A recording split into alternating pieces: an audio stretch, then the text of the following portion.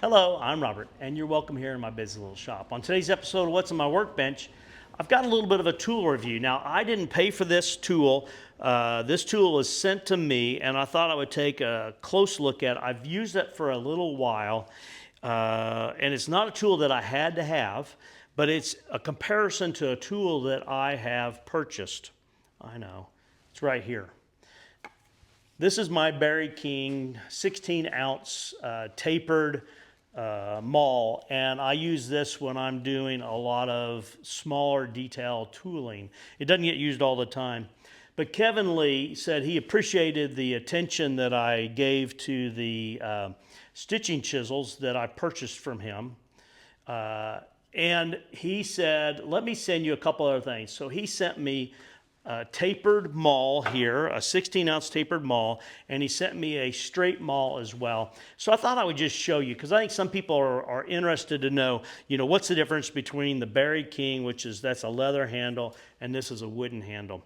Let's take a look at it and see what the difference is. I appreciate you spending time to be with me in the shop today. We'll get over here and we will get started. All right, let's take a quick look. This is the Kevin Lee. It's equivalent to a 16-ounce maul. I can't remember now how many grams that is. It's in grams. And the construction is a little bit different on this than some. Some of them, the bolt goes all the way through here and you tighten the nut and that compresses all of that. This piece is threaded here, and there's a threaded piece inside the nylon as well. And now you're like, well, how do you already know that? And it loosened up a little bit on me. And I was curious, so I took it all the way apart to look at those parts on it and put it back together. So it's definitely got a different feel. I'm not saying that it's not doable. It's definitely a different feel. The balance point on it's about the same, probably just almost exactly the same on it, but this is more slippery. I think I would probably, and I probably will, I may take the varnish off of here so that I have a different grip on there. I think the varnish is a little bit slippery on there. But we're getting really picky there. This is $42 when I recorded this video on Kevin Lee, and it's listed as their upgraded or new version on the website. This is the first part of March here. And I've had it here on the table, and I've used it between this and my regular one, and other than a little bit of a different feel in the hand, it's essentially the same. So 42, and the one I compared it to there is 85. So it's like half the price. Are you gonna pay anything extra to get it shipped in? I'm not 100% sure.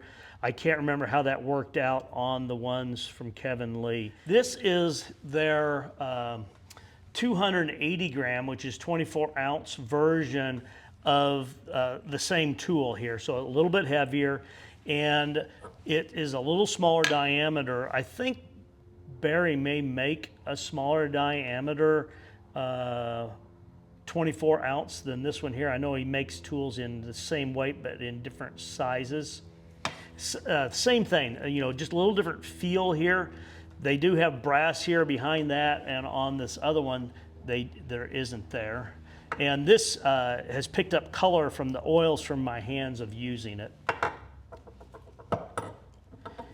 And I went ahead, since that other one had loosened up, I went ahead and disassembled this one, and I put thread lock on the bottom and top to make sure that it didn't come apart. I don't know if it would, but I was a little bit concerned about really cranking down tight on the wooden handle. I didn't want to potentially crack that.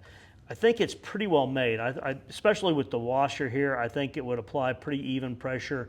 But we're here in the desert and things dry out here quite a bit, so I thought I would just snug it down and put thread lock on there. But once again, same feel. It's got that varnish on there, and on a lot of my hammers and such, I usually remove the varnish and just let my hands, the oil from my hands, add the oil to protect it on there. I like just that feel. It's a little bit more of a firm grip. It's not as slippery as that varnished wood. But I thought, you know what, I'll do a little bit of testing here with it and see how it works. like I said, or show you how it works because I already know how it works. I've used it on the workbench here. I've had them for a couple of weeks, I guess now. Time flies, even when you're not having fun. And I mean, it's a maul, right? As long as it strikes, it should work fine.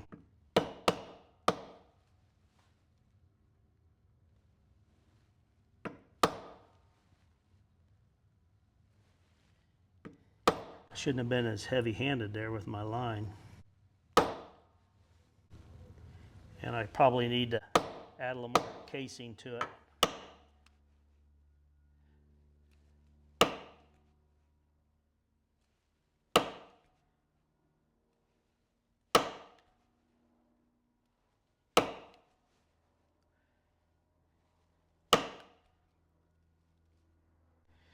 And I get it, you know, everybody's budget is different, and there are people out there that, you know, they're looking for a bargain, you know, as opposed to, you know, spending a larger amount of money on something that'll work. And the other tools that I've been using, they're definitely more expensive, there's no doubt about it.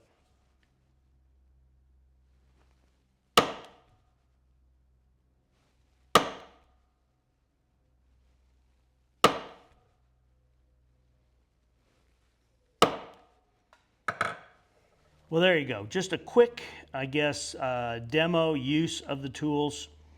I guess I'll have to wait and see how they work over a long period of time. I can't see how they would be different. The material here seems like it's the same. I think it's like a nylon finish. And I've been using the others for quite some time, and they've been working very well for me. The tool is nice looking. It's nice on the workbench. Are there less expensive tools? You can probably find some less expensive tools out there, but these really seem to be a pretty well-made tool. Let me turn the camera around here and we will wrap up. Well, I appreciate you tagging along with me today. Just a quick look at these mauls.